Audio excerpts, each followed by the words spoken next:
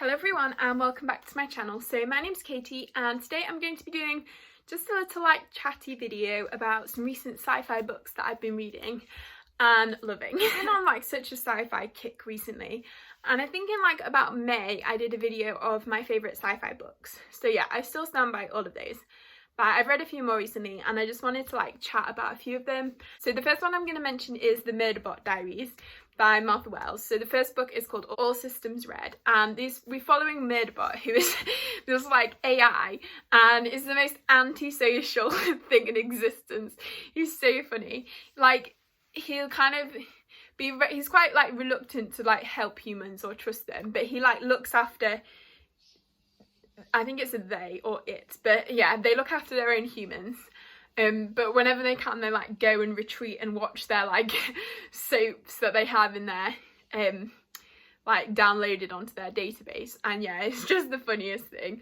Murderbot's so funny to read from. And in later books as well, there's this other character called Art, who is this research transporter, and it's so interesting. He's another AI, and it's so interesting to watch them and Murderbot interact, and how kind of a friendship between two AIs might look different from a friendship between two humans. And also watching Murderbot grow throughout the series, how he changes his interactions with humans, I think is really interesting and nice to read about. And yeah, I just love Murderbot, and I would also highly recommend the audiobooks for these. They are great, because I read All Systems Red and I didn't absolutely love it, but then once I started listening to the audiobooks for the rest of the series, I just loved them. And in the fifth book, Network Effect, there's this new character called Murderbot 3.0, and oh, they're just the cutest thing ever. Yeah, so the first four are all novellas, so they're super short to get through. So yeah, I would recommend that a lot. I also started the Expanse series. So far I've read Leviathan Wakes and Caliban's War, and I'm really enjoying this series so much. I think it's going to be one of my all-time favourite series. So in the first one we're following James Holden, and he's on this ship, and him and a little crew, four of them, go and investigate this mysterious bomb thing, and then while they've left their original ship, that ship blows up. So then James and his other crew of the Rocinante, so there's Naomi, Alex and Amos, they end up having to try and survive on their own, and they're, oh, what are they even doing? Yeah, so they're the crew of the Rocinante is just they're just this little fan family. They're so precious. And then we're also following Detective Miller, who's trying to find what's happened to this person called Julie Mao. That's it, Julie Mao. And yeah, and then Miller and Holden kind of end up converging paths. And also there's this big mystery going on with this thing called the proto-molecule, which is an alien technology. So yeah, there's a lot going on, but it's so great. And I love Caliban's War so much. There's there's the trope of the kind of farming planet thing, and I love that. So yeah, and also new characters, Avasarala and Bobby. They are the best. I love them so much. Avasarala, it's worth reading Leviathan Wakes just to get to Caliban's War for Avasarala, because she is just an icon. She's so funny. She swears every other word. I just love it. And I don't even usually like swearing, but Avasarala she does it so well. So yeah. So then next we have a memory called Empire by Arkandi Martin. And I really enjoyed this one. It's quite dense at first, it takes a little while to get into, but I loved it so much. And we're following, what's her name? Mahit, and she's kind of travelled to this new world, as an ambassador, and she's trying to find out what happened to her predecessor, because there's a mystery going on, because he was killed under mysterious circumstances. So yeah, and she kind of interacts, she has these two friends that she makes on this planet, and their friendship is just so precious. There's a bit of friends to lovers as well. I wouldn't say there was a big element of romance in this book, but there is a little one, and it's very cute. It's sapphic as well. The characters are all just so interesting in this book, and even the villainous characters, they're very complex, and it's sort of a very tangled web of politics, and it's really interesting discovering what's happened. And yeah, and there's also this interesting technology where they can so this planet that Mahit's from, they have kind of technology that you can implant someone else's consciousness into your brain. So she kind of has the consciousness of her predecessor inside her, so he's kind of talking to her, Then he also goes missing at one point, like from her thoughts. So yeah, it's all very mysterious, and this technology is kind of causing a lot of conflict and stuff. So yeah, so I'd highly recommend this one. It's very interesting. It's maybe not the best place to start for sci-fi. It's quite like, there's a lot of like new words and stuff, but yeah, I really enjoyed it. And then I also read Rosewater by Tay Thompson, and this is Afrofuturism, and it's set in Nigeria in about 2066. And there's this big like alien biodome thing that sort of no one like knows what's inside or really goes inside, but once a year it kind of opens and releases this sort of stuff, magic stuff, that like heals people in close vicinity of all their sort of ailments. And also in this world there's a bit of like, not telepathy, but like being able to read people's thoughts going on. So the main character is sort of working as a kind of spy interrogator for the government, trying to like unravel various mysteries. And there's also quite an interesting like relationship dynamic, which I thought was very interesting. And this book is quite like weird. It's quite like out there. There's some strange like dreams going on, but it's also like very compelling to read. I don't know, I just was very kind of invested in it, and wanting to know like what was going on. There's like the main quote on the front is mesmerizing, and I think that's so true. I really enjoyed this one. Also on the theme of Afrofuturism, I read the Binti trilogy, and I love that one so much. I just love Binti so much. She was such like a character that I really kind of could connect to and care about. And I think often in novellas you sort of lose a bit of like time to care about the characters. But I really found like I had a lot of time to like care about her, and or maybe it was just written so well that you really sort of felt for her anyway.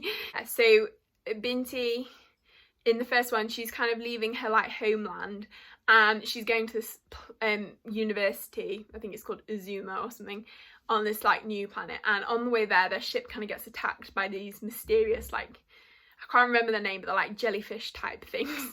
But I couldn't picture them as jellyfish. I had to picture them as kind of human shaped. And yeah, and it's just about Binti trying to like survive within these like jellyfish people. I don't know. So yeah, so that's the first one. And then the second one, she's kind of returning home. And I think that's such an interesting book as well. Sort of about how returning to this kind of culture that maybe sort of made you feel a bit ostracized the first time you were there, but also this kind of culture is so rich and you learn so much about it. And I think that's kind of what Afrofuturism is about, like, because often sci-fi gets sort of whitewashed, like in the future everyone's kind of samey, but in this one there's still like a rich culture and history, which I think is very important and very interesting to read about. So I'd highly recommend Binti, and it has like such a great friendship relationship. I would say it's more of a friendship, but it's a bit ambiguous. Then I also recently read You Dream of Terra-Two, which is a book. It's kind of like the 100 TV show, but like in reverse. So these 6 teenagers are being sent up into space to go on like this mission to kind of colonize this planet from far away called Terra-Two. And yeah, they've been like chosen and they've been trained their whole lives, and it's just very much, it's quite like a human novel. Like it's quite introspective rather than like big space battles, but there is some like amazing action sequences towards the end, and like there's this very kind of tense like survivalist type thing towards the end. It's very like very worrying. I was really worried that like they were all gonna die. Yeah, so if you don't want spoilers, just skip forward about 30 seconds. Basically, there's a bit towards the end where I thought they were all going to die. And I'm still not entirely sure if they did all die, because it's a bit ambiguous, the ending. But I checked on Goodreads, and I think the ending is actually how it was supposed to be. So, yeah. I didn't know if it was just one big hallucination. But, yeah. So, anyway. So, yeah, this book was so good. And I think it explores really well just the kind of consequences of like being in this small group and being quite isolated in space, and like and how different people kind of cope with that. And it's very much about the like interactions between the different characters in the group, and sort of how people's hopes and dreams differ from one another, and like really why they wanted to go into space. And every character has quite different like motivations and stuff. So yeah, I just thought that was fascinating. And also one thing, this is like, This is like such a small thing, but then like I was really impressed with the medical knowledge of this author in this book. Like towards the end, it's like there's this character who gets like bashed on the head, and they're in quite a serious like state. So then they start doing this A to E assessment, which I was impressed they knew about that. But then so that's like airway, breathing, circulation, disability, exposure. That's what it stands for. That's just how you manage like an acutely ill patient. You have to like make sure their airway is stable, then make sure their breathing stable, and then etc. So, but then they would, so they had like a hemorrhage on the brain, and then they were talking about like how they were going to get rid of this blood, and they were like, do a lumbar puncture, and I was like, no. And then they knew that doing that could cause cerebral herniation, which I feel like that's not common knowledge if you're not in the medical field. But then I looked up the author, and apparently they have a degree in neuroscience, so maybe that makes sense why they knew that. And then they were doing like the GCS, which is the Glasgow Coma score. But yeah, this guy had a GCS of 4, which I mean, he's not waking up from that. I don't know why the characters thought he would, but you know. Yeah, and just the science in this book, I just really enjoyed it, so yeah. I can't remember if I mentioned this in my other video or not, but Broken Stars by Ken Liu. This is not actually by Ken Liu, it's edited and translated by Ken Liu. And this is a collection of short stories from Chinese science fiction authors. And I really love this collection. First of all, this cover is very pretty. It's very shiny. I'm like one of those people that like gets mesmerised by shiny things. Yeah, so this is just such a pretty cover, and it's really good. I really love the short stories. I can't remember, a few like I liked more than others.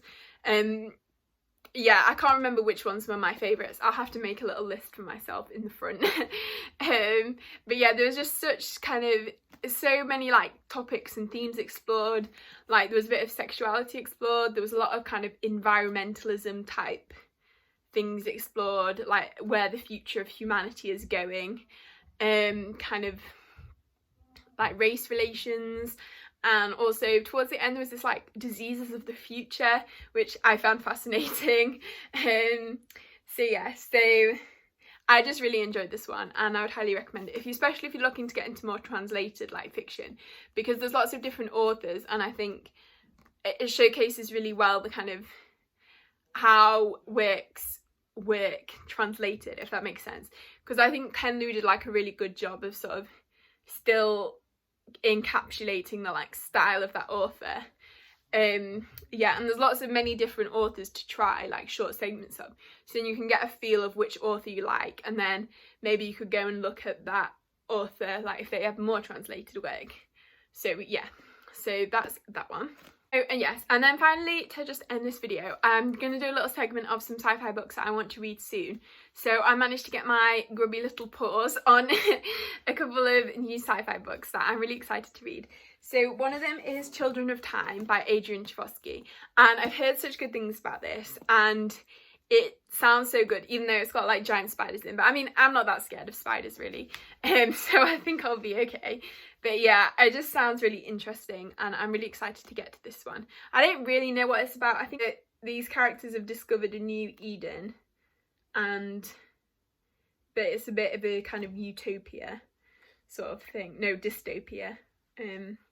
Yeah, I was also really interested in Adrian Chbosky's other sci-fi books, because I think there's like Cage of Souls, and then there's another one which he has coming out sometime soonish, which I requested on NetGalley, but I don't think I'm gonna get it. And also Christopher Paolini has To Sleep in a Sea of Stars. Now I've never read Aragon, but I am very excited for To Sleep in a Sea of Stars, mainly just because of the cover. Yeah, I haven't really heard any reviews of it yet. And then also I have Solaris by Stanislaw Lem, and I feel like this is another translated work. So I heard about this from Monica from Mooney Reads, and honestly her and Lena from Sufficiently Advanced Lena are like my go-to people for sci-fi recommendations, because they read so much. So yeah, I really want to read this, and it just sounds really cool. It sounds kind of quite almost similar to Do You Dream of Terra-Two, quite like introspective and stuff. I also really want to read Dune by Frank Herbert, which I have, but I can't be bothered to get out.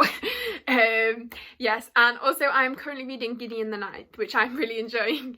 I mean, at times Gideon comes up with insults which sound like they come from a 12-year-old boy, but other than that, I think it's so much fun. And yeah, I love Harrow so much. She's so funny.